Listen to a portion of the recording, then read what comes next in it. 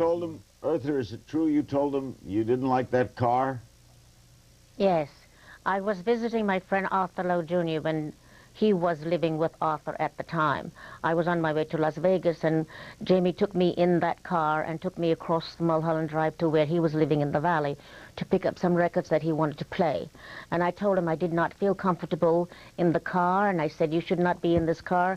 This car is going to kill you. And he looked at me and said, oh, Kitt, you're on one of your voodoo trips again. And I remember exactly where I was when he died. I was working at El Rancho Vegas, and I came off stage, was in my dressing room, when a girl came into my room and told me that Jamie Dean had died. I was almost in screaming, too, and telling her that that was the dumbest, stupid joke I have ever heard in my life. Don't play with me like that. And she said, turn on the radio, and I did, and it was announcing that he was dead. And, of course, we all stood still. We had no words. Was it a two-car accident, Martin? Yes. Well, it was, yeah. What happened? He was in a Porsche, and there were very few, Porsche Spider. There were very few of them in the country. It's a very low car, and people weren't used to, you know, he wasn't going that fast. He was doing 70 miles an hour approximately. But he'd been given a ticket like about an hour before for 120, but the car would do 170 miles an hour. I know that. Okay, I know, but they say his mechanic, who was with him, said he was only doing about 70. There was a passenger. Yes. He was his mechanic. They were going to a race. To actually race the car. He had just finished his work on Giant, and he wasn't allowed to race during the Giant. So he'd also taken the money that he made from Giant to buy the car. So what happened?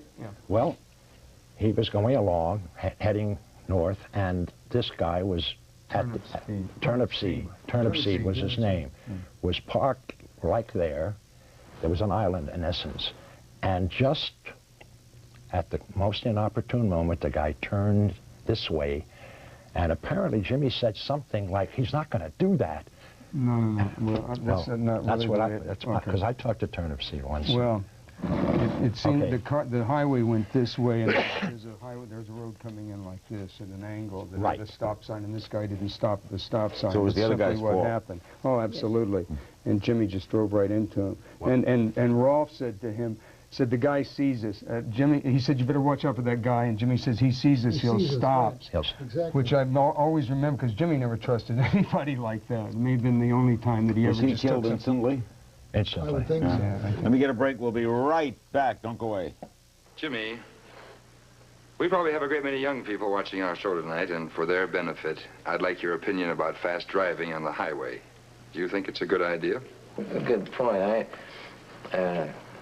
I used to fly around quite a bit, you know. I took a lot of unnecessary chances on the highways.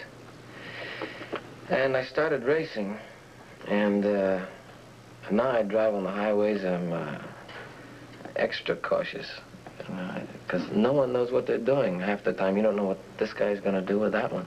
On a track, there are a lot of men who spend a lot of time developing rules and ways of safety.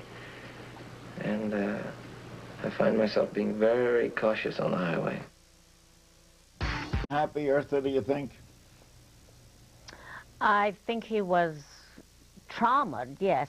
But as a person who was unhappy per se, I don't think he was unhappy as somebody would be talking in terms of me being unhappy or someone being unhappy. I think he was just a very traumatized person, and this is what he showed all the time without even realizing that it was being seen. Oh, those of us who felt it realized it. And you always wanted to put a hand out to him, to hug him, to hold him, because that's the feeling I always got from him, that he wanted to be held. He wanted to communicate with you, and he wanted you to communicate with him. He didn't like to be in a conversation that didn't make sense, for instance. That's why maybe lots of times we didn't have to talk to one another, because we understood what the other one was thinking even before the words were spoken. And there was a gay rumor. I'm playing. Eartha Kitt spends much of her time doing musical performances around the country, concert halls in Palm Beach, jazz festivals in Newport, Rhode Island, and Litchfield, Connecticut. Her website is earthakitt.com. You keep on working, right? Yes, and I'm now working on an album. Another It'll one? be out any minute now, yes. Monotonous. Yes. Never forget that. Never. Martin Landau has